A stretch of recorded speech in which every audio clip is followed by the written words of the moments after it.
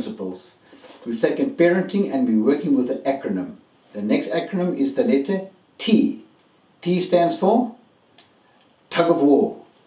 Oh yes, you better believe it. It's not if it happens, but when it happens, there will be conflict. Especially if, like in our home, 4 teenagers, 2 adults, boy, there was tug of war at times. And you better know how to handle your conflict. Because you see, we believed in one thing: attack the problem, don't attack the person.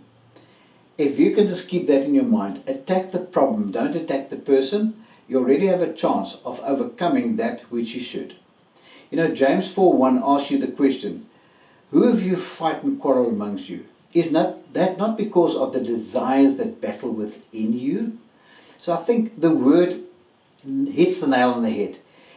The fights and the quarrels are actually because of desires and battles within ourselves. So sometimes you have to send yourself to the room. I remember when I literally lost it every now and then, because hey, I'm a human being. I've got emotions. And at times my emotions were so nerve-endingly raw that I had to send myself to the room. I had to go to the room and get on my knees and say, Lord, will you just take this cross from me, because I cannot bear it right now. Because I knew that I was actually sinning. And I can tell you one thing, behavior is never an excuse for you to sin. We've spoken about behavioral types before in our other series, Relationship Legacy. Under growth habits, go and look for it.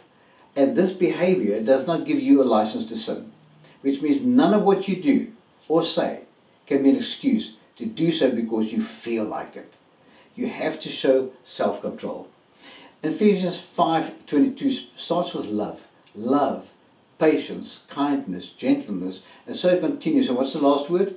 And self-control. I really believe when it comes to tug of war, you and I are tested. Ephesians 5:22. Will we, from an emanating love and kindness and patience and etc., get to a point of self-control? It's actually a package deal. You want to say to yourself, take that verse and make it part of who you are. And remember, it's possible because of whose you are. Because God is love. Sometimes you'll think that your children are the enemy, but they're not. They're just doing things which you do not approve of, but it doesn't make them the enemy. But God was so accurate when He said, love your enemy. And sometimes we have to remind ourselves, look at us as parents, we look at each other and say, let's love our enemy. Because the kids used to gang up against us every now and then. I mean, 4 teenagers, 2 adults, I mean, everybody was to win. You have to understand, when it comes to winning, people used to speak of a win-win relationship. You win and the person wins. But I can tell you now, a win-win is not sufficient in today's evolved time. You need 3 wins. You need the person to win, you need the other person to win, but you also need the situation to win. So I want to advocate a win-win-win solution is actually what you would want to go for. Please guard against the words, I hate you. Even if you don't mean it. Even if it just slips out, fix it immediately, because the words I hate you is speaking over a person's life. Proverbs 18:21 speaks about the tongue has got the power of life or death. I believe that when a brother or sister say to each other, I hate you, they actually are putting daggers into each other, they're putting hatred into each other. And because of what Proverbs 18:21 says, I'd like to say let's reverse that, remove it, and immediately say, would you forgive me that I said I hated you? In fact, God is love, I love you. I hated what you did, but I don't hate you. Does that make sense? So there's a technique that can help.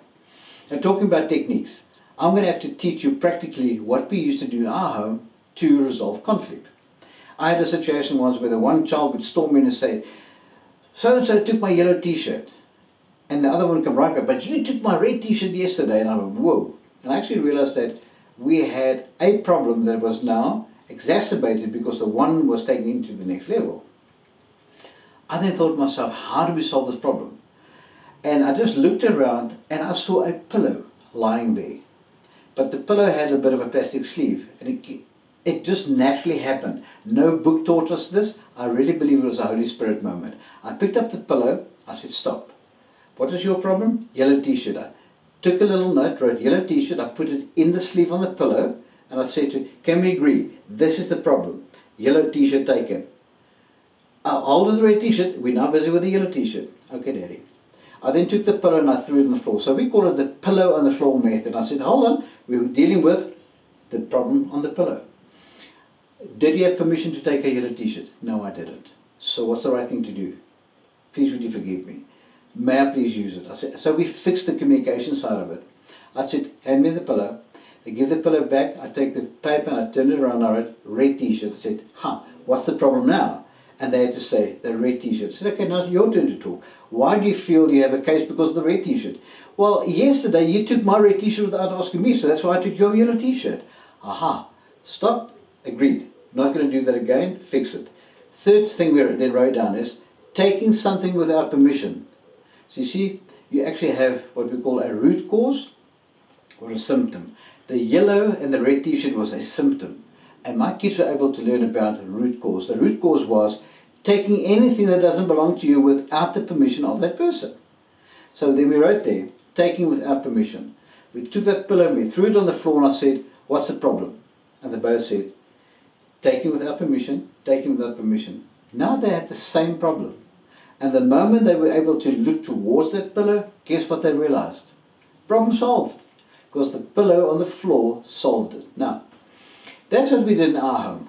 And we had fun. And the kids had the right to take the pillow whenever they wanted to sort something out, write the problem, throw it on the floor, say to the person, pillow on the floor. And we had a value of agreement. Whenever you wrote a problem on the sleeve, put it in the pillow sleeve, threw it on the floor, and you said pillow on the floor, you actually had opened up the channel for communication and opportunity arose for them to resolve this problem. So that's what we call our pillow on the floor method. You can do whatever you want to. You can introduce whatever you want to, but I'm just sharing what we did in our home that worked. Practical steps that worked for us. Like I said, what's the name of the series? Foundational Parenting Principles. We just stumbled upon these principles often. They just came. There was no book to be read. We were too busy. Next thing. Then you said, but what about when we really fight and we feel we want to fight? And I had long and hard time with the Lord and the Holy Spirit. And I said, Lord, fighting is always going to be there. And He gave me an acronym on the words fight that solved our problem very easily. The first one was F, for face each other. I realized the kids would be in two different rooms shouting at each other. And I said, whoa, stop. F is for face each other. So I'd call them from the two different rooms. And I said, let's do this with me. Say, face each other. Now I want you to look at me. There's no like, look at me, because the face needs to have love. Please, can you look at me? So the first thing we installed in was face each other. Then the second letter of the word fights is the I. I standing for isolate the issue. So I help them using their finger to go isolate the issue. In other words, no. Yellow t-shirt, red t-shirt, disagreement. So they had to isolate the issue to the one thing at a time, because no one can resolve more than one problem at a time. Correct? So we had face each other, we had isolate the issue. Then G was for guard your tongue. And they would just put, no, guard your tongue. You do not say you hate me, because Proverbs 18:21 says, the tongue has got the power of life or death. Please don't speak death over me. And they were able to use that to get to the next point. Guard your tongue. F is face each other. I is isolate the issue. G is guard your tongue. H, halt history. Boy, this is a big one. There's no ways that you want to go and dig out the past. I explained it to my kids this way. I said, imagine we had a little puppy. Remember the puppy we had to go and bury there in the back of the yard. Imagine burying that puppy with the tail sticking out. And just in case you don't want to yank that puppy back up. No, it's going to be smelly. It's dead already. So my kids associated with halt history with a puppy ripping it out from its tail. No, it would be smelly. So they understood, don't yank the puppy. That's what we used to say. So that is halt history. Then the T was for touch. We actually helped them go and sit knee to knee and literally hold each other's hands. And you know what? Kids are kids. The moment they touch each other, they realize they're human flesh and blood, and they just start laughing. And that's exactly what they did. So they had knee against knee, held each other, and they touched each other. And that helped. And then the S. The S is for stay in there. The sign was stay in there. They promised each other that they will stay in there and not be a problem to each other. So there we have the acronym FIGHTS. F, face each other. I, isolate the issue. G, guard your tongue. H, halt history. T, touch. And then S, stay in there. So now we've had the FIGHTS principle. But what if one of the children is so angry that they just cannot go into the fight? They want to murder the other person. Well, that's where we actually help them to understand the timeout principle. Now, timeout has got two factors. Factor number one, time. Factor number two, place. So we got agreement that if you're that angry, that you would agree with the other person and you just would say timeout. You don't even have to use the words timeout. You just do it. That was a value that was adopted in our family for acceptable. Then they would have to say two things. One, 1 hour or 2 hours. That means I will come back after an hour, or I will come back after 2 hours to discuss the issue, which means that the person calling timeout was the person responsible to come back when they are able. Very good principle. The next one was place. Tell them where you're going to be. I'm going to be in my bedroom. I'm going to be in the lounge watching TV. But then we had agreement that wherever you are, we will leave you alone for the period that you had indicated. That person would then come back an hour later and say, I'm done now, I'm ready, and they can have a discussion because they're not angry anymore. That's the difference. So you want to use the timeout principle to your advantage. Ultimately, when it comes to this tug of war, it's about role modeling. If children can see that parents can resolve their conflict, guess what? They are hopeful that they can resolve their conflict. Point in case. One day, we were sitting on the couch, my wife and I, and we literally were having an argument. My son walked in via the front door. Now we had our backs to him because we were sitting on the couch facing the other way, and we had a fight. And he came and he bust us, and he says to us, "Oi, did you two just have a fight?" And we went, yes. He went, "Cool," and he walked away. We looked at each other, we high-fived each other and went, "Cool," for having a fight.